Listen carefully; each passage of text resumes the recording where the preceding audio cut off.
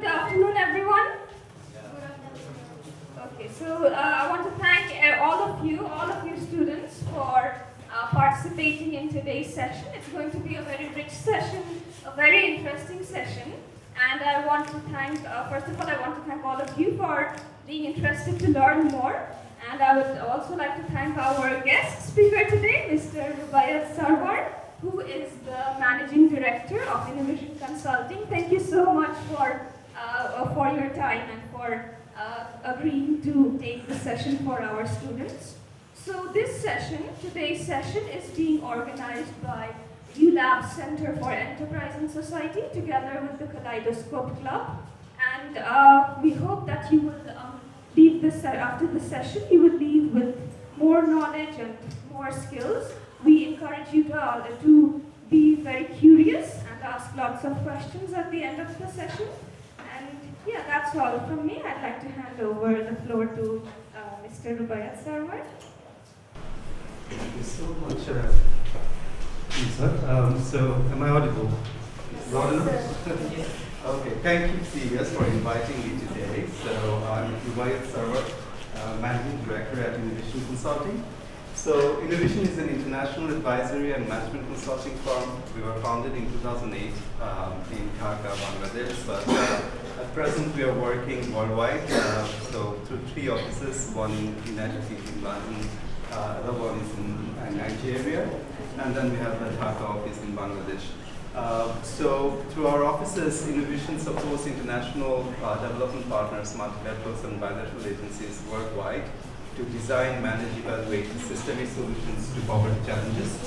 So, what we do in practice is that we take any of the poverty issues, whether it's in education or health, or let's say agriculture or industrial sectors related to MSME development and financial inclusion, or women's economic empowerment, or women in leadership. So we take each of these development issues, we undertake thorough research, and then we try to come up with inclusive solutions. You will all understand what inclusive solutions mean. We are talking about a more equitable world, a world where every people is being able to unleash their best potential economic agency, right? So we're trying to achieve that.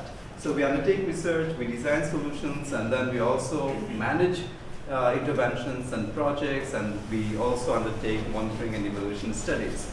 So I graduated from the Institute of Business Administration, University of Dhaka, where I did my BBA and MBA. But I also have another master's in economics from the North-South University. As an expert, I primarily focus on, as I said, research, design, management, and evaluation works. And I take a privilege in being one of the few experts in the world who have worked on private sector and multi-sectoral approach in both social services sectors and also economic sectors. So from extreme poverty to health systems to financial inclusion to MSME development, I kind of have a multi-sectoral expertise. And some of my frameworks and theories are being used by some of the largest extreme poverty programs in the world. So for instance, in Bangladesh, we have a very large extreme poverty program working for around 1 million people. So the project uses my theory of change framework to guide the interventions. So those are the kind of, let's say, impact that I try to achieve through my works. And as I said, I have about 20 years of experience, pretty much worldwide. I've worked in 10 countries, and some of these in war-ravaged countries, in Yemen, Somalia. So let's say, maybe at a later point, I'll also talk about those experiences in working some of the remote areas in the world. And I also serve as a chairperson for the Value Chain Capacity Building Network for Asia and the Pacific. In that capacity, I'm supporting universities, consulting firms, and other organizations in the whole of Asia Pacific region. And also, I am the founder of one of the largest platform of development practitioners in the world, which is called BSD. And I'm also an Acumen Fellow from Bangladesh. So that's briefly about me. So who am I, what my works are. So when CES invited me, I thought I would be speaking about more of what I do. But then they said, So we wanted you to talk about something like leadership. So I'm not a leadership coach. I'm not a motivational speaker per se. So I do not deal with those issues. But let's say in my capacity, in various roles as a researcher, as also a project manager, and also as a technical advisor, I meet with people from around the world, from different sections. I work with students, I work with workers, I work with farmers, I work with institutional leaders, I work with global leaders and champions and academics. So I thought I would reflect on that, and I came up with a topic that is very close to my heart, and I take this topic as a very personal topic as well. Why I will explain. So today we are going to talk about leadership without entitlement. Leadership without entitlement. Tongue twister, but anyways, we'll manage. So you can see the screen well? Yes. Right. Great. So what do we mean by entitlement? So is the official right to have or do something. Is there anyone who has entitlement here in this room? No. No? You don't have any entitlement? None of you? Nuzat has probably, right? So, none of you has any entitlement?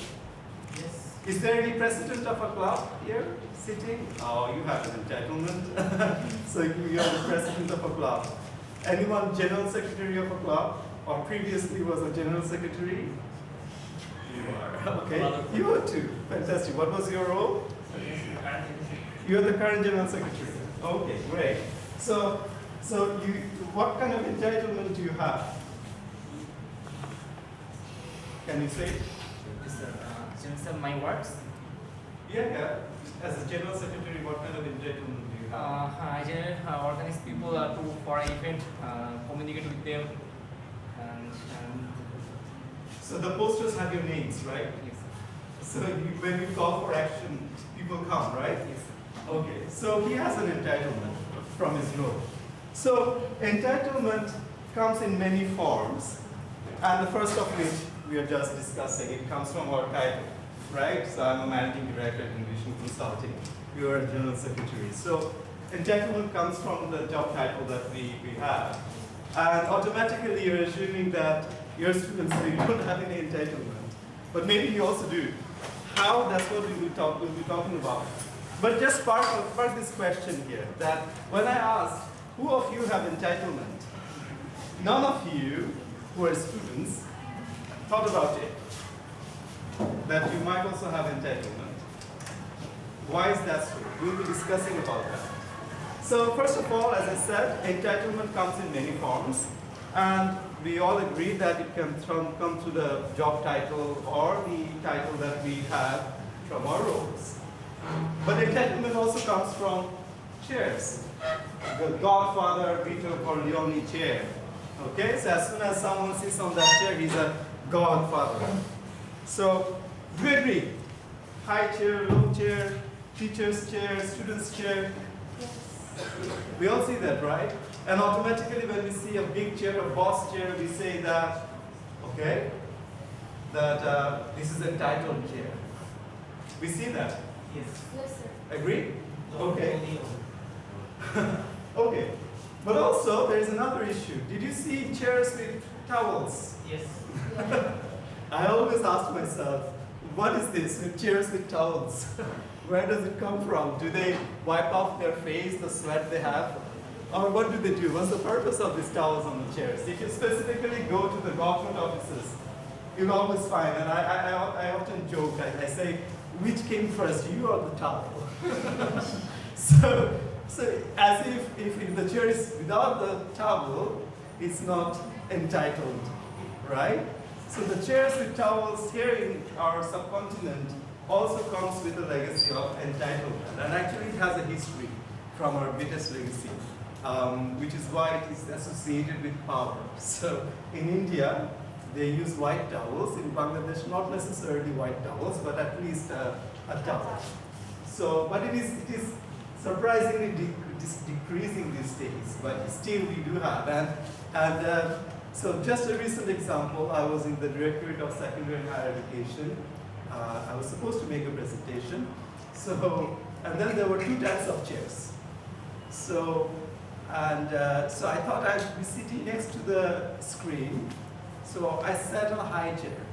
And so a few minutes later, my colleague from the Directorate of Secondary and Higher Education is a deputy, he's a project director.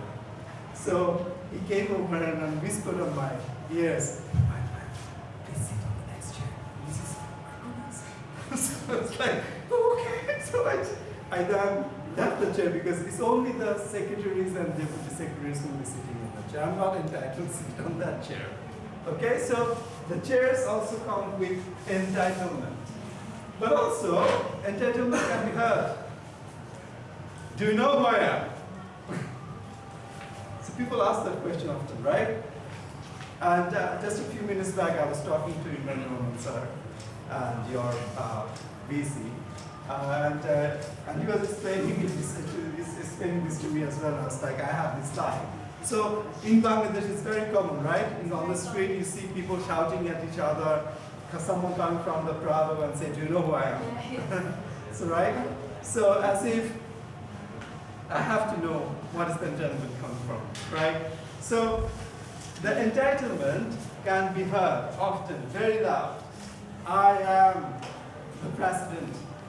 I am the MP. So entitlement comes also from our fathers. I am the son of the chairman. So anyways, so entitlement is also something that can be heard. And entitlement can also come from attributions, like boss, right? I worked a lot in Nigeria for a long time, and there they confer to you entitlement. So Oga. So when I was there for the first mission in 2011, I was still a blue-eyed kid. I was still 31-year-old at that time. So and then after my 30 days of work, so they conferred me the title that you're an Aga, you're a boss. So I was like, okay. So now I have to behave like an Aga to them. And then they said, okay, it doesn't end there. So they have chief, they have chairman, okay, all masculine, anyways. And then you become a leader. Also, what happened interestingly is that my colleague there, with whom I formed a great partnership and a friendship, so he now calls me professor. So I'm like, so I of course am not a professor, but he thinks I appear like a professor. So in a very Nigerian dialect, whenever he sees me, he greets me, Professor, please have your seat. So entitlement is important for them. And also I figured that when I was working in Nigeria, my driver was very well suited. He always had a pointed shoe, and then he had a black jacket, a white shirt. I'm like, oh my God, and look at me, a peasant from Bangladesh, because I'm wearing a t-shirt and a jeans and a shoe. And I'm not really seen as an Aga. And that's very important for them, because it's important for them because they need to show that they're working for someone important, and that's how they also get their entitlement. So in Nigeria, I figured that if I'm not behaving as one who has entitlement, then I'm not being able to exert influence. I'll talk about that later. So I changed my dress and attire, eventually. And I figured that it works everywhere. Let's say when I go out of the airport in Bangladesh, because the way I attire, the immigration officers behave with me differently. And then my passport is of course big, and then they behave with me differently. And they'll be like, don't you see his passport? Leave him.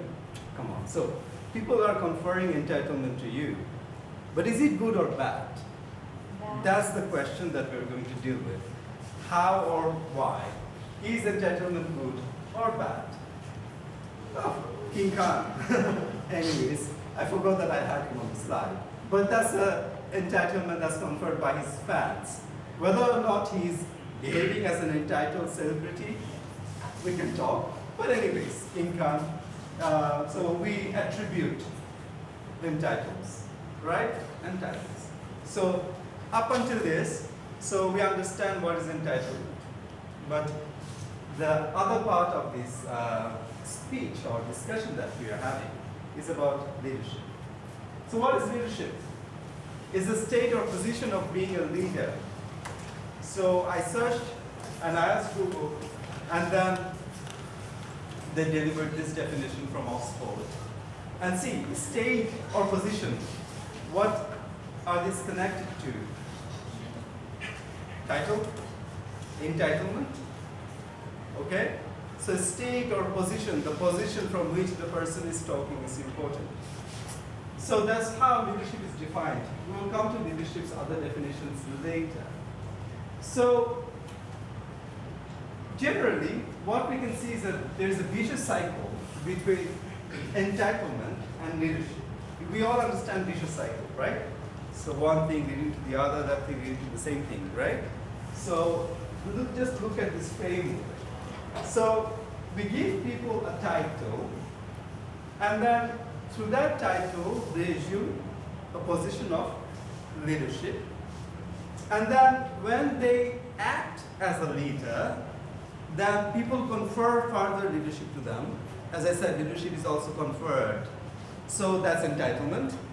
And when entitlement is achieved, that further reinforces a leadership behavior. Okay, because I'm being rewarded for that particular behavior, so I behave like a leader. So when I behave like a leader, I get my next title as a leader. Okay? Can you all relate to this? Is it relatable in our practical life? So what I'm saying is that we are assuming certain roles based on the title that we are conferred, and when we are performing to that roles, we are being given further titles or entitlement, and that is reinforcing further the leadership behavior, and that is giving us further titles. So that's the vicious cycle that rolls us every day in our leadership pursuit. Now, I'm using one term here repeatedly, which is performance. So, but let's look at this vicious cycle. Is there a flaw in this overall cycle of leadership? A leadership that is bounded by title. Is there a flaw in this? There are no entry points. There are no? Entry points. Okay. Anything else? I think just because a person does well in one role does not automatically mean they're going to do well in other roles. So there's a halo effect, so people automatically perceive this person better than others, but it doesn't always mean they're going to perform at that level in every equal task. What else? What can be a flaw in that vicious cycle? Okay, to answer that question, let's look back at the vicious cycle. So you asked about entry. So what brings that? We need to ask that, right? So what brings that type? Now let's look at our president and our GS. What made them president and GS? What makes one of you as a leader among you? Sir, whenever there's a crisis, one person has to rise to the occasion. So there's a leadership vacuum, no one's taking that responsibility. So someone stands up and assumes that responsibility, Yes. right? Fantastic.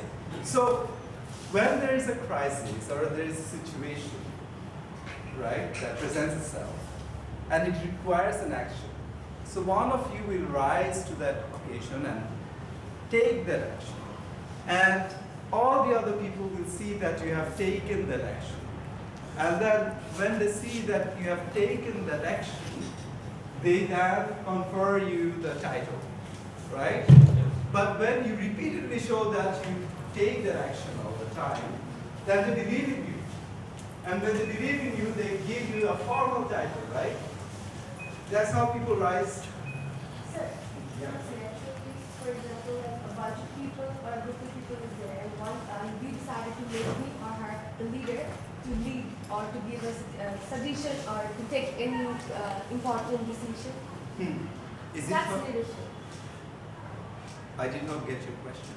So actually, I'm saying that for there are a bunch of people or Right. a group of people, and we decided to make one people to take a decision Right.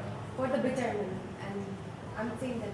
So you're attributing leadership Yeah. to that one person, Yeah. but you're believing that that person will hold the greater collective well-being, right? So that's why you are conferring the leadership to that person. But anyways, before you have conferred or made that decision, that person must have done something to show them. So to give you an example, I was undertaking a research for one of the biggest startups in Bangladesh recently. So in the field, so we're doing a focus group discussion and we're trying to find out a specific type of women who would fit into the role that we were looking at. So at one point of the focus group discussion, I asked the participants to identify among themselves who they think is best suited to undertake that role. And each and every time, they were picking the one that we already thought from the focus group discussion would perform better as that person, right? So, but the people also understood that. So there are certain ways people react, they become leaders. So, and then other people believe in them and they confer the title. So what brings the title? Let's look into that. So the title is brought by certain action and performance. Okay? Now, this is the question that we need to ask ourselves. So one of you have shown certain promise, so the other is selecting that one of you, others are selecting that one of you as a leader to represent all the others' interests. What about the others, the rest? What happens to them? Now that's where I'm coming in today's discussion. Now before I move on to my next slides, let me give you some practical examples. You all will join the workforce very soon, right? As management trainees and others. You will all come into the employment sector. And you will, of course, right now you're students, and that you will have layers of immediate supervisors and supervisors and supervisors. They will always come to you with certain tasks. They will assign you to certain tasks. You will perform those tasks, right?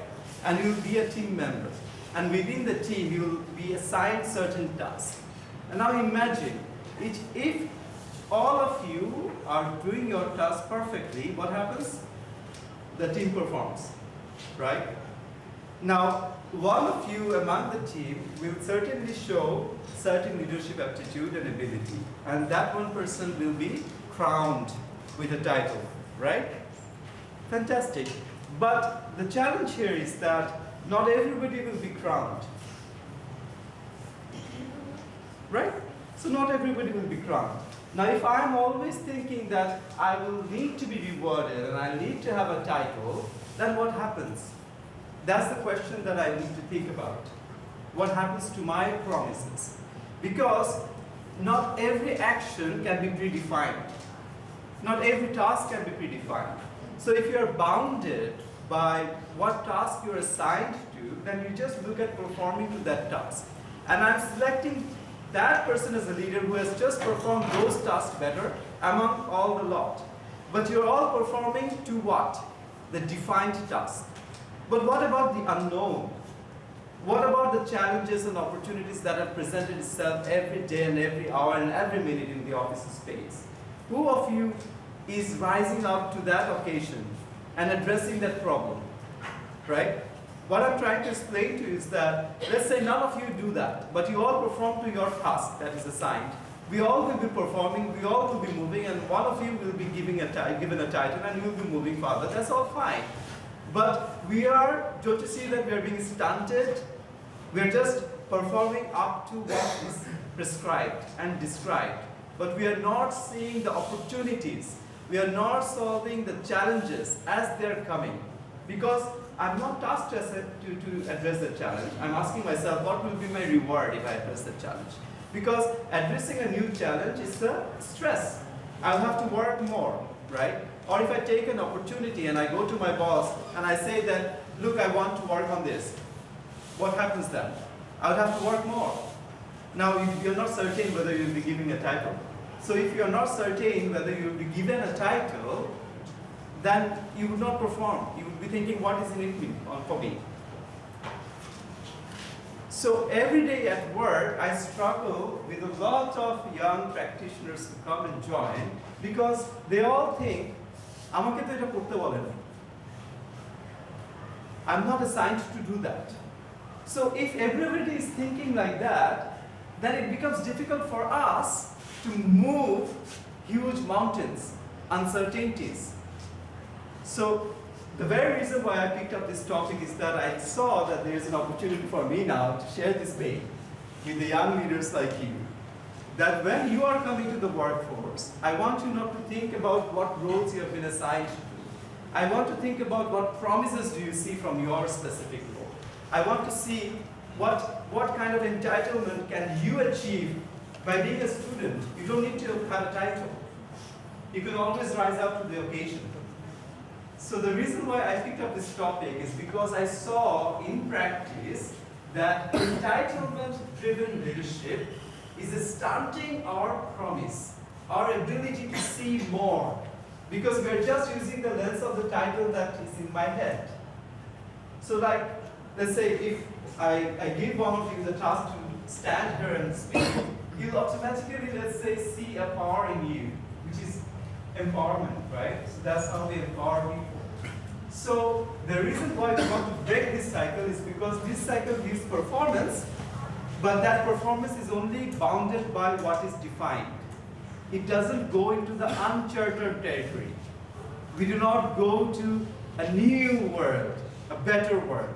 We do not achieve that because everybody is performing just to the assignment. So let's look at this framework. So I'm talking about two types of leadership. Leadership with entitlement and leadership without entitlement. So what happens with entitlement? You are given a KPI, a key performance indicator, and then you have that in your head that guides your purpose, what kind of purpose you have, and your purpose then defines your pursuit, and then that defines your performance, and then you get a title. And leadership without entitlement, it starts with problem-solving aptitude. You don't need a KPI. You don't need someone to tell you what needs to be done.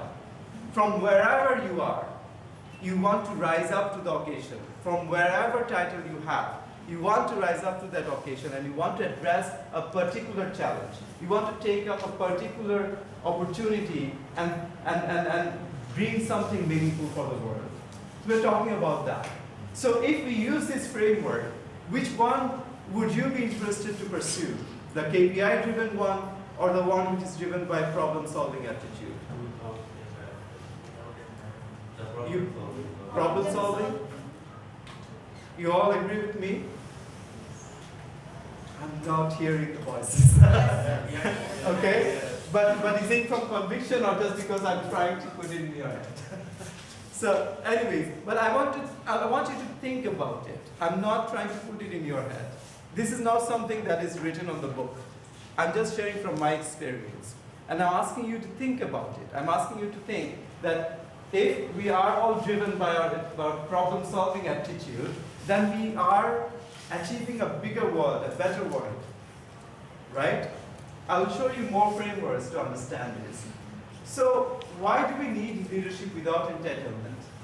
Now, let's look at this framework too. So with entitlement, your motivation, it diminishes if not rewarded. Do you see that? So you're given a KPI and you're performing, but you're not given the title because, as I said, only a few will get the title.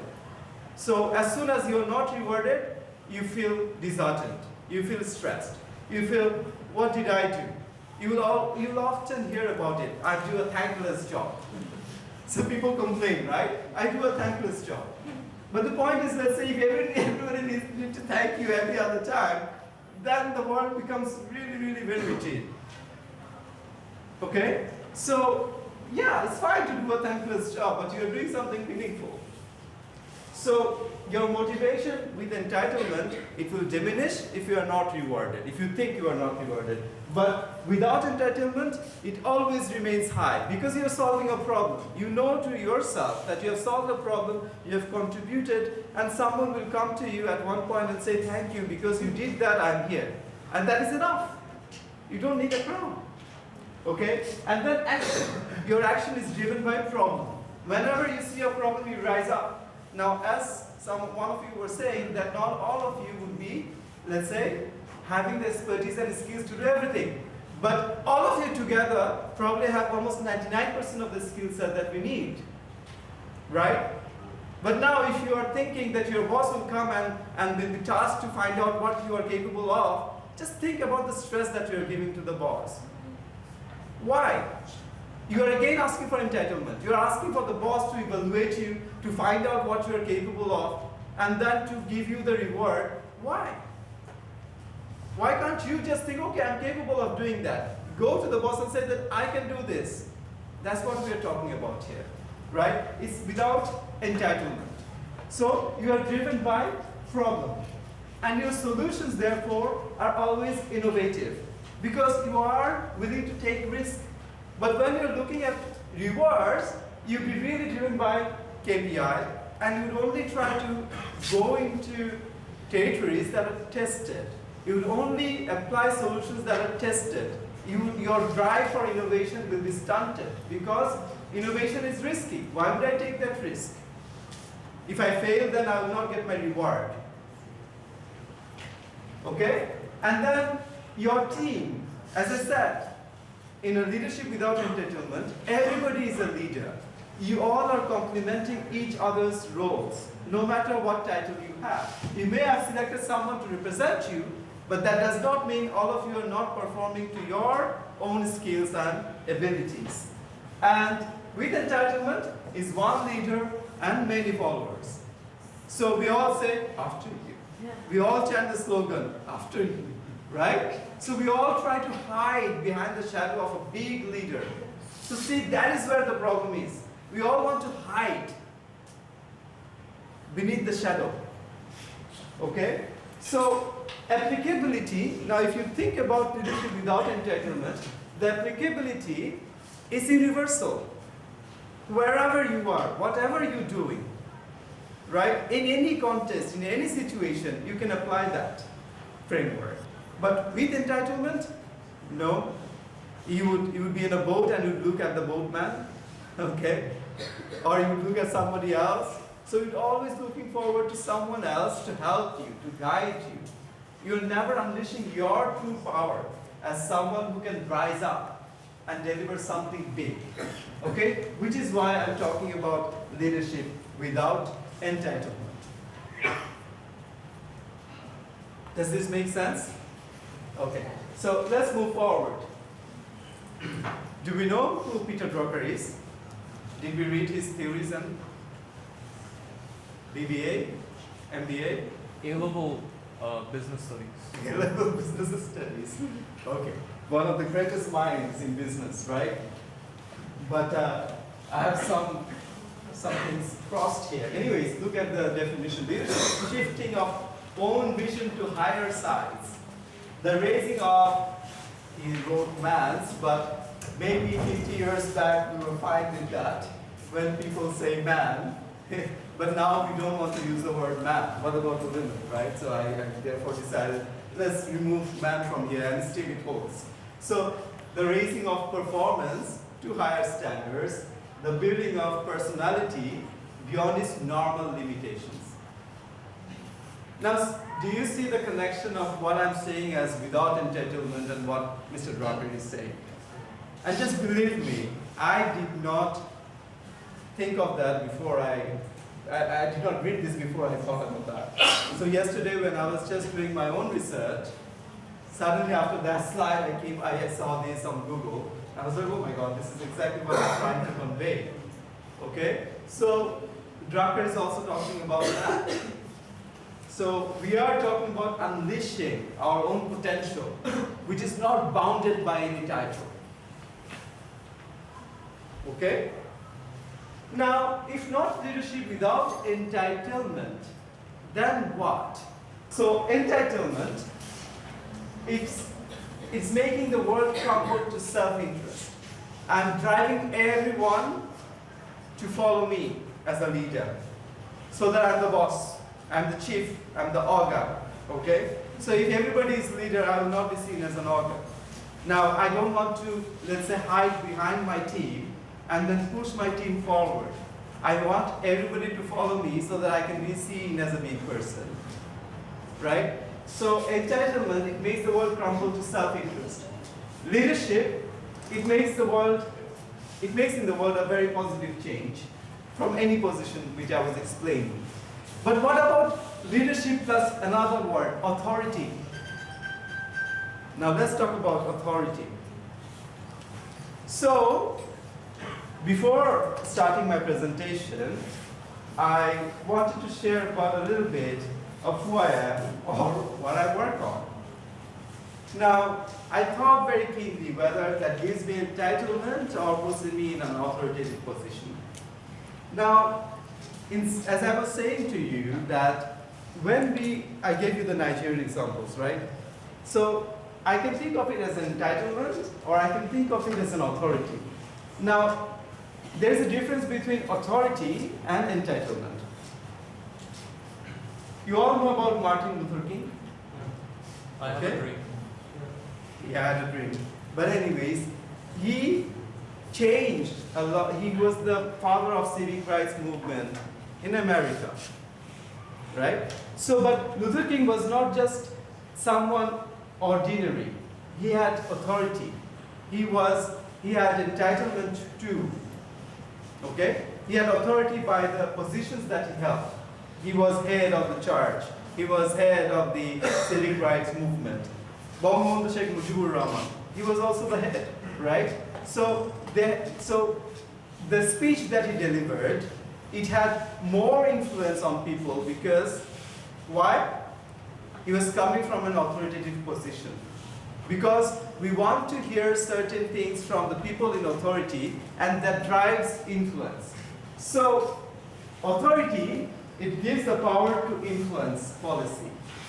So, authority, it gives power, and power gives influence, and influence gives change. So, what happens here is that not all leaders will have authority eventually. So, we are going back to the framework that I was talking about. So eventually you can exercise your authority. By being guided by your authority, you can influence a very big change. That's fantastic, no problem with that. But we are shedding off entitlement. We are assuming the role of authority if it is conferred to me. But if it is not, I move back to this slide. So that's what will guide me. So as a practitioner, as a professional, I'm always guided by these 5 principles and these here. And it doesn't matter whether I'm in an authoritative position or not. I would work on that, and that will bring me an authority at one point in time if I have it. If I don't, I don't. That's fine. Okay? If let's say CES don't see me as an authoritative position, they will not bring me here, it's fine. So that doesn't obstruct me from thinking in this manner. Does it? It doesn't. So I will keep on thinking the way I like to. So that's what I'm saying as leadership without entitlement. So in a world where leadership constrained by the hope for authority, the leadership aptitude will diminish over time. So this is what we will achieve. And in a world where leadership is not constrained by the hope for authority, the leadership aptitude will grow over time like this. Right? Do we see the difference between these 2 slides?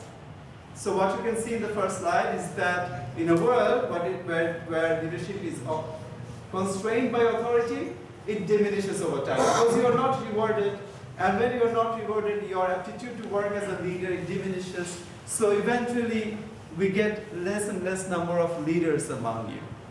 But in a world where it is not guided by the reward, entitlement, or authority, then what happens? The aptitude only continues to grow because you are directed by your own self.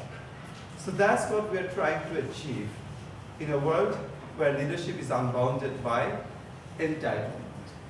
So here's to hoping that all of you unleash your own potential to be a leader, whether or not you have a title. Thank you.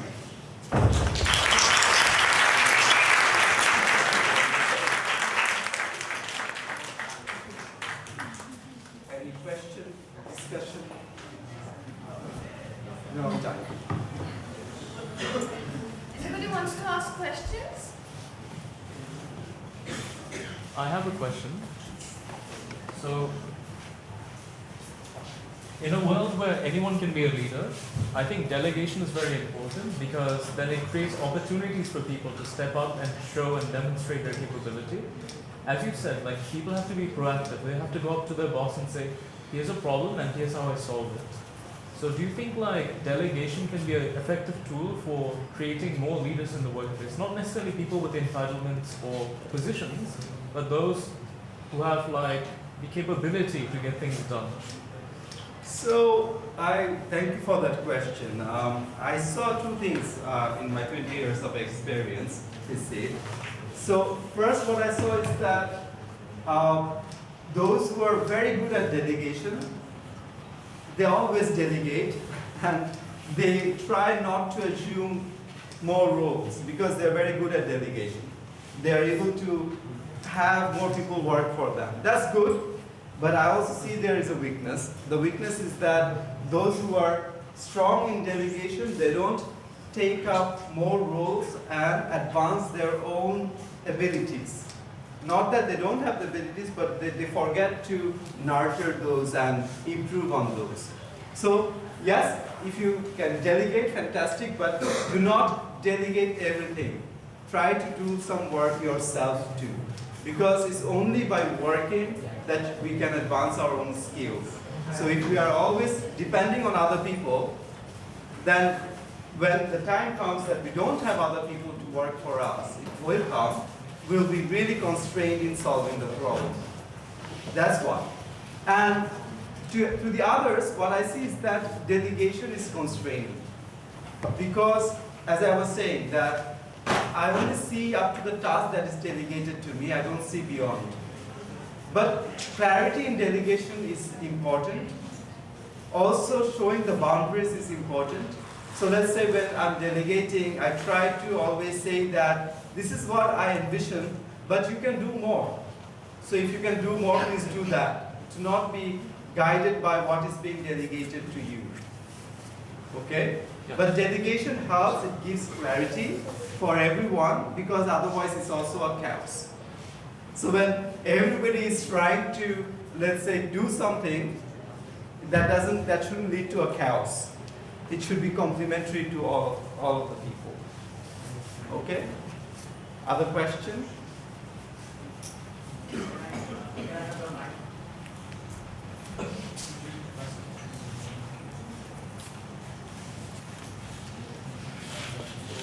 My question is, what is the relationship of entitlement with workplace productivity and the power dynamics? Very good. So, entitlement definitely contributes to power dynamic. So, as I was explaining that we see certain people as having certain authority and, let's say, titles to certain actions. So, we wait for them to instruct us, or we just do what they are asking us to do. So that creates a very strong hierarchical, let's say, organizational environment. In that strong hierarchical organizational environment, everybody is just doing what they are tasked to do, and everybody is looking to the higher power for the decisions. And your other question is about productivity. So as I was saying that, I think I had that in one of the slides. Let's say if you are managing a factory and then a worker's line. In that assembly line, everybody has a very designated, clear role, delegated task. And everybody will have to perform that task. If somebody fails, everybody else fails, right? So in that kind of an environment, productivity will be much higher if everybody is able to perform to their own role, other than trying to solve all the other problems, right? So that, in that kind of an environment, it would be better if you practice leadership with entitlement and authority. But if we are in an environment, let's say, where you are dealing with strategy, when you're dealing with the strategy, the every day is an unknown. In that kind of an environment, in that kind of a sector or an industry, then leadership without entitlement will give you more productivity.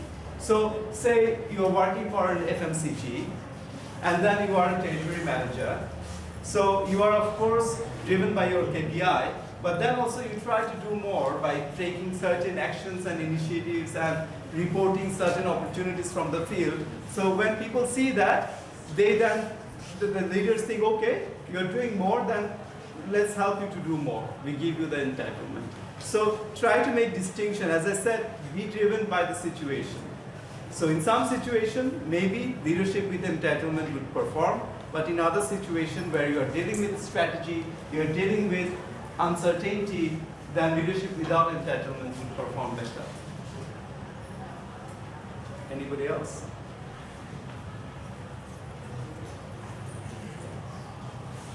All silent? So I am living with the hope that I'm able to nurture certain ideas, certain thoughts, and so I would assume that you think about it, you try to practice that in your respective workplace or from your respective position, and don't be bounded by what titles people are conferring to you. So hoping for the best outcome for you. Thank you, everyone.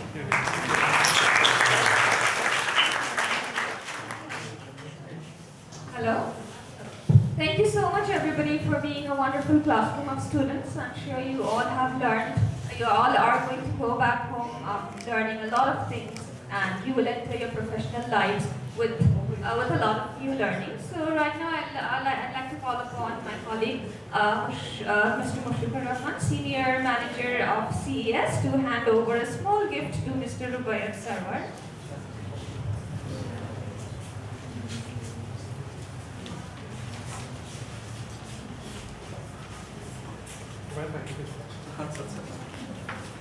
Thank you.